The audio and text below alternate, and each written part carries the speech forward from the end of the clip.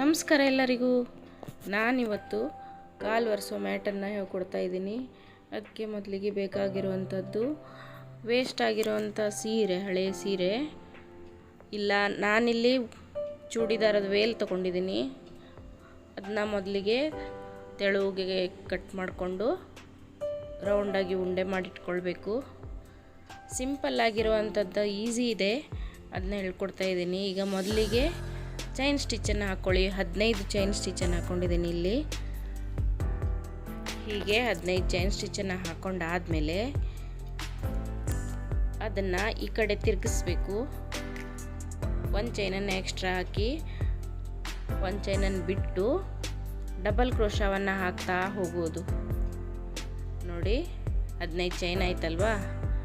ಈಗ ಒಂದು ಚೈನನ್ನು ಬಿಟ್ಟು ಅದರ ಪಕ್ಕದ ಚೈನಿಗೆ ಡಬಲ್ ಕ್ರೋಶವನ್ನು ಹಾಕ್ತಾ ಹೋಗಬೇಕು.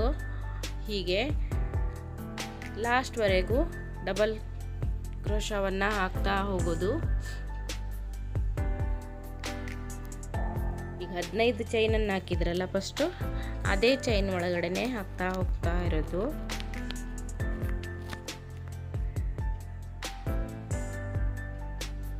ಹೀಗೆ ಕೊನೆ ತನಕ ಬಂದ ಮೇಲೆ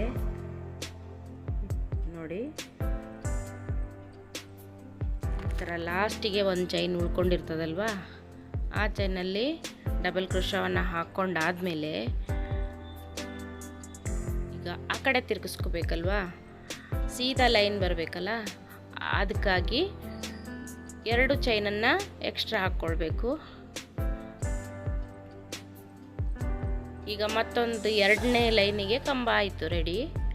ಈಗ 2 ಚೈನನ್ನು ಹಾಕ್ಕೊಂಡಾದ್ಮೇಲೆ ಪಕ್ಕದಲ್ಲಿ ಇರುವಂಥ ಚೈನನ್ನು ಬಿಟ್ಟು ನೆಕ್ಸ್ಟ್ ಚೈನಲ್ಲಿ ಹಾಕ್ತಾ ಹೋಗುವಂಥದ್ದು.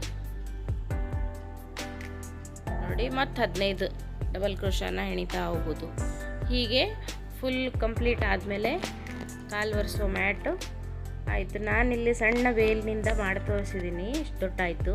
ಸೀರೆಯಿಂದ ಮಾಡಿದ್ರೆ ಮತ್ತು ದೊಡ್ಡ ಆಗ್ತದೆ. ನೀವು ಮನೇಲಿ ಟ್ರೈ ಮಾಡಿ.